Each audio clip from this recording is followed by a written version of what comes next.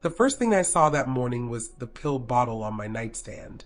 It was a perfectly ordinary white plastic cylinder, just like the thousands of others I'd seen in my 78 years, but the moment my fingers brushed against it, a wave of cold dread washed over me.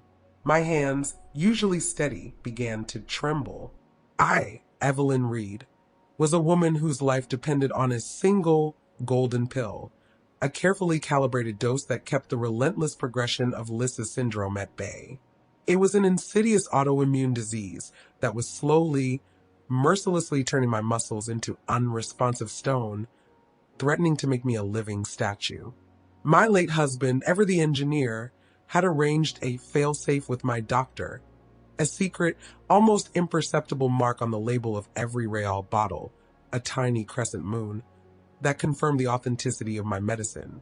This bottle was missing it. I held the pill to the light, its surface glistening like a cheap candy. It was a placebo. The truth hit me with the force of a physical blow, a concussive realization that stole the air from my lungs. This wasn't a simple error. It wasn't carelessness. It was a calculated murder plot.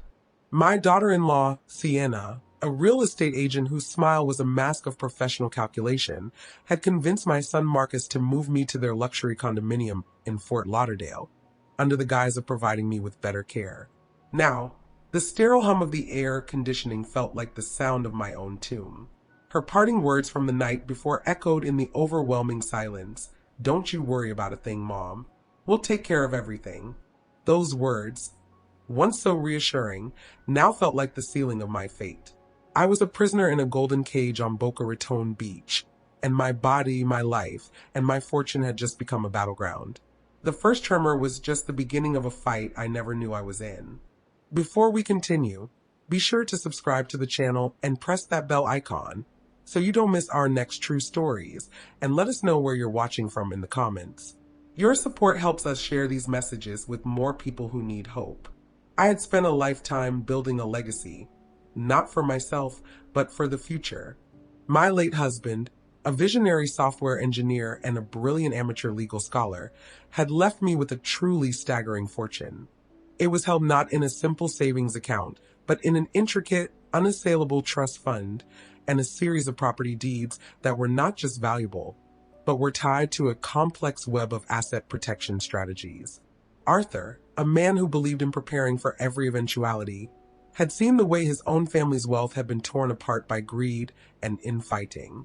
He had set up an ironclad estate plan that ensured my fortune would only be accessible to our son, Marcus, upon my death, and even then, only after passing through a series of legal safeguards, including a mandatory 6-month waiting period after my passing to avoid any immediate tax complications and to ensure proper probate law was followed. He had added a brilliant, obscure clause to the trust, an irrevocable covenant that placed all financial decisions for my care in the hands of a third-party executor, a retired family friend, and an expert in probate litigation, should I ever become incapacitated. He knew Marcus, gentle but naive, was no match for a more calculating mind. The trust was a fortress, and he had placed multiple, hidden legal booby traps to catch anyone foolish enough to try and break in. Sienna, however, was not just ambitious, she was desperate. She was a real estate broker who had over-leveraged herself to the brink of financial ruin in the volatile Miami real estate market. Her business, a facade of glitz and success she meticulously curated on social media, was built on a house of cards. She had taken out a massive mortgage on their Fort Lauderdale condo that was set to balloon in 6 months, and the rising interest rates were crushing her. She had gambled on a series of speculative flips, buying dilapidated properties in low-income areas with borrowed money. But the market had soured, and now she was facing a mountain of debt, including a crippling property tax lien on a home she couldn't sell. She believed my death would be the perfect, silent solution to all her problems, a massive windfall to pull her from the abyss. She spent weeks grooming Marcus, filling his head with subtle lies. She'd say, "Mom looks so tired, don't you think?" Or, "It's so much work keeping track of her pills. It's a burden for everyone." She even showed him forged documents, a fake power of attorney that gave her the legal authority to handle my medical and financial affairs, claiming it would make things simpler. Her plan was a cold, calculated masterpiece of financial fraud and undue influence. By quietly withholding the pills, she believed she was ensuring a quick, painless end that would be attributed to my illness, avoiding any messy legal battles over my will and an infuriating real estate appraisal of my property. She was so blinded by her greed and her mounting debt that she had no idea about the true nature of my trust or the legal traps my husband had laid for her, traps that were specifically designed to catch someone just like her. The first day without my medication was a subtle but terrifying shift. The familiar, low-level muscle pain that my pills had kept at bay began to intensify. By the second day, it was a constant gnawing presence. By the end of the week, the pain had blossomed into a full-body ache that made it impossible to find a comfortable position. My hands, once steady enough to thread a needle, now trembled violently as I held my morning coffee, a shaking so profound it rattled the porcelain and spilled dark liquid onto the pristine white comforter. I tried to speak to Marcus, to tell him that something was terribly wrong, that the pills felt different, that I was slipping away. But he would simply smile and say, with a practiced gentleness that now felt like a dagger, "Sienna said they're a new kind, Mom. The doctors are trying something different. It's for the best."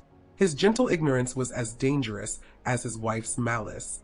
My pleas were met with soothing platitudes and empty promises, a series of dismissive waves that told me I was nothing more than a difficult, aging woman to be managed. Day after day, my body's deterioration accelerated with a terrifying momentum. The fluid, graceful movements that had defined my life began to feel like a struggle against an invisible force.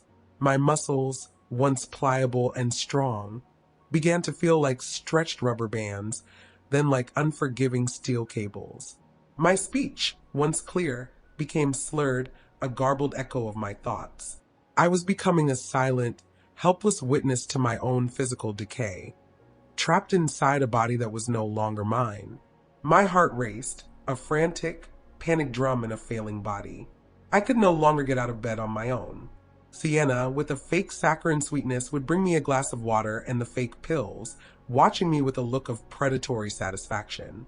I was a bird in a cage, a subject of her cruel and calculated experiment. The betrayal, when it was finally confirmed, was not from Marcus, but from a small, insignificant detail that revealed everything.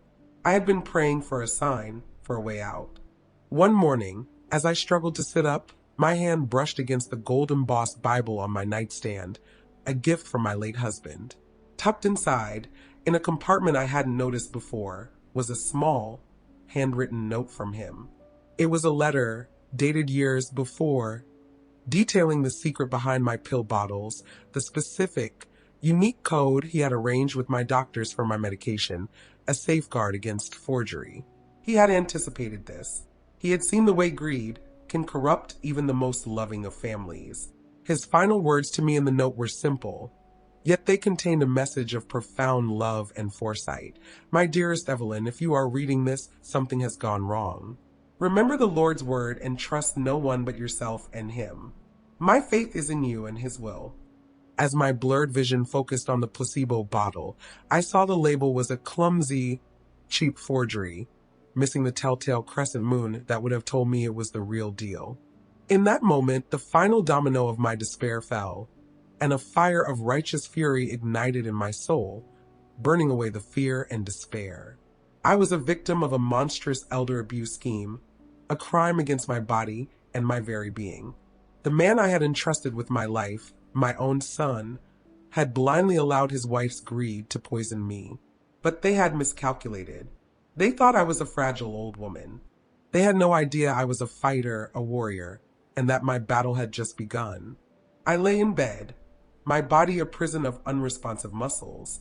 Every sinew, every fiber felt like a leaden weight pulling me into the mattress. My heart, a weary, faltering drum, beat a slow, erratic rhythm, each beat a silent prayer for release. The shadows in the room, once a comforting part of the evening, had merged into a single, terrifying darkness that seemed to press in on all sides. I was dying, a silent, helpless witness to my own end. I could no longer move my limbs. My eyelids felt glued shut. I was trapped inside a tomb of my own flesh. In this final, agonizing state of paralysis, I slipped into a strange, dreamlike realm. A state of profound stillness where the noise of the world and the pain in my body simply ceased to exist. It was a place of blinding light, not a searing glare, but a soft, warm, luminous glow that was somehow both everywhere and nowhere at once. There, a presence, not a person with a face, but a radiant, calming force spoke to me without words, communicating through a feeling of pure, unadulterated peace. It didn't scold me for my fear or my pain.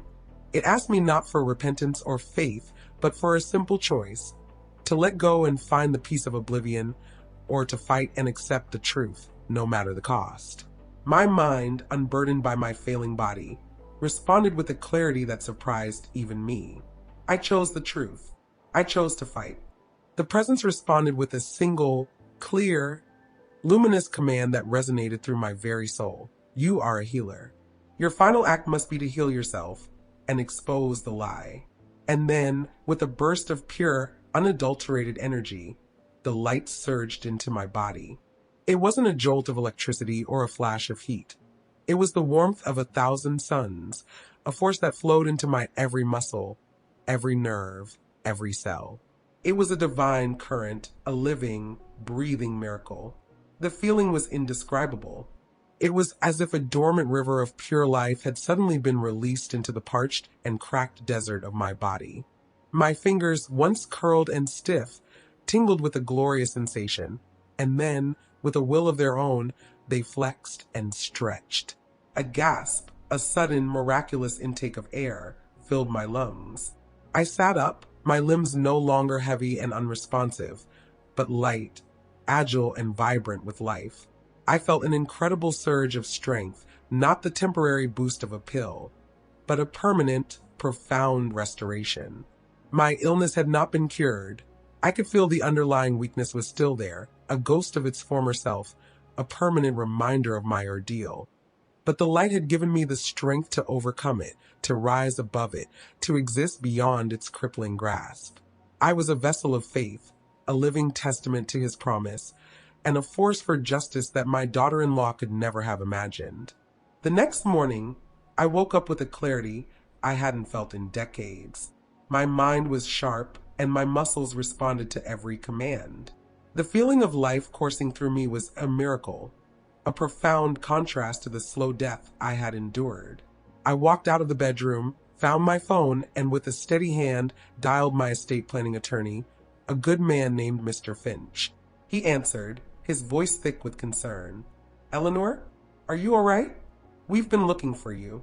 I'm filing a motion in probate court for a welfare check." I told him in a calm, firm voice that I was no longer in any danger. He didn't believe me until I described the forged power of attorney documents with perfect accuracy, including a minor typo that he had intentionally placed to trap potential fraud. His shock was audible. His voice changed from concern to a steely resolve as I described the sickening details of the placebo pills. He knew the gravity of the elder abuse and financial fraud. He was filing a motion for probate litigation against them, but this new information was a complete game changer. Within a few short hours, a caravan of black sedans pulled up to the gleaming white condominium complex. Mr. Finch, dressed in a sharp suit, led the charge, a team of lawyers and a seasoned forensic accounting specialist at his side. They were followed by 2 uniformed police officers, holding a search warrant. The concierge at the front desk, a young man who had always been so polite to me, stared in bewildered horror as the small army swept past him. We found my son, Marcus, in the living room, staring out at the turquoise waters of the Atlantic, a haunted look on his face. Sienna emerged from the master bedroom, her face a mask of icy composure. "What is the meaning of this?" she asked, her voice an octave higher than usual. Mother must be confused. Her smug confidence shattered when she saw my face. The woman she had left to die just hours before was standing before her, strong, vibrant, and clear-headed. My muscles responded to my commands, and I walked past her, a testament to a miracle she could not comprehend. The police presented the search warrant, and the forensic accounting team went to work. They found a hidden cache of documents in a locked filing cabinet, a detailed paper trail of their grand scheme. There was a folder marked Deed Transfer containing forged signatures for my properties. A second folder held a journal of Sienna's with meticulous notes on my health decline and a timetable for when my assets would be transferred to her name. But the most damning evidence was a single canvas bag in her closet containing dozens of my real pill bottles, each with the tiny crescent moon, all carefully hoarded. The chain of custody was established, and the evidence of a fraudulent real estate transaction and undue influence was irrefutable. Marcus, who had stood in a daze, finally understood the full scope of his wife's betrayal. He crumpled to the floor, his face buried in his hands. He was a broken man, a gentle fool who had been led down a path of destruction. Sienna, her perfect life unraveling before her very eyes, was placed in handcuffs. Her grand scheme was over. The legal liability for their fraud was staggering, and the evidence was a smoking gun. A few weeks after the criminal charges for elder abuse and undue influence had been filed, a strange and terrifying thing began to happen to Sienna. It started with a subtle, barely perceptible tremor in her hands, a shaking she initially dismissed as stress from her legal battles. But it worsened. The tremor became so violent that she could no longer hold a cup of coffee without spilling it, and her once elegant signature, a crucial part of her persona as a successful real estate broker, became an illegible scrawl. Her perfect life began to crumble in a horrifying mirror of the illness she had tried to inflict on me. Then came the slurred speech, the same symptom that had marked the beginning of my decline. The woman who could once command a room with a single, perfectly articulated sentence now struggled to form coherent words. Her frustration was a visible, agonizing thing to witness. She visited doctor after doctor, traveling to the top neurological centers in Miami, Tampa, and even taking desperate flights to specialists in Houston. They all ran the same tests, and they all came back with the same horrifying diagnosis: a rare, aggressive neurological disorder with a progression eerily similar to my own Liss's syndrome. But unlike my divine intervention, hers was not a curable or treatable condition. It was a spontaneous, untreatable illness, a divine curse. There was no pill, no drug, no cure. The doctors gave her a grim prognosis and told her to manage her symptoms with physical therapy, a cruel, useless joke for a woman who was slowly losing control of her own body. The irony was a bitter, poison pill she had to swallow every day. Her perfect life, meticulously built on a foundation of lies and greed, crumbled with shocking speed. Her once loyal clients, horrified by the news and her physical deterioration, deserted her en masse. Her real estate license was revoked, and her carefully curated social media presence, once a testament to her flawless life, became a daily, tragic spectacle. She was no longer a successful broker. She was a cautionary tale, a public pariah whose downfall was broadcast on every local news station, from WPLG Local 10 News to the South Florida Sun-Sentinel. The legal liability for her fraud, coupled with her escalating medical bills, consumed the remainder of her dwindling finances. The luxury condo she had schemed to get her hands on was seized by the bank, and her designer clothes and cars were sold off to pay for her care. The woman who had once reveled in my helplessness was now the embodiment of her own. Today, I live peacefully in my Sarasota home, a testament to God's grace and a living monument to the power of a single miracle. My garden is thriving. My health is perfect, my newfound strength never wavering. I occasionally see Clara. She's a ghost now, a frail, stumbling woman who stares at me with a mixture of terror and envy. She has become the very thing she tried to make me. Her medical bills have consumed the rest of her finances, and she now lives on the edge of poverty, a slow, agonizing descent that has no cure. She is a walking embodiment of her own greed, a living warning to anyone who thinks they can outsmart God. The final lesson is a simple one. I was a botanist who understood how to make things grow. My daughter-in-law was a real estate broker who only understood how to tear things down. But God, the ultimate gardener, saw fit to make me an instrument of his justice, a living, breathing testament to his power. He gave me a miracle to protect what was mine, and in doing so, he made it a lesson for others. If you are struggling, remember that faith is not a passive act. It is a seed that, with a little water and a little sun, can grow into a tree of strength and resilience. Don't be a victim, be a miracle. Your support helps us share these messages of hope and resilience with more people who are searching for their own beacon of light in the darkness. Thank you, and may God bless you in your darkest moments and beyond.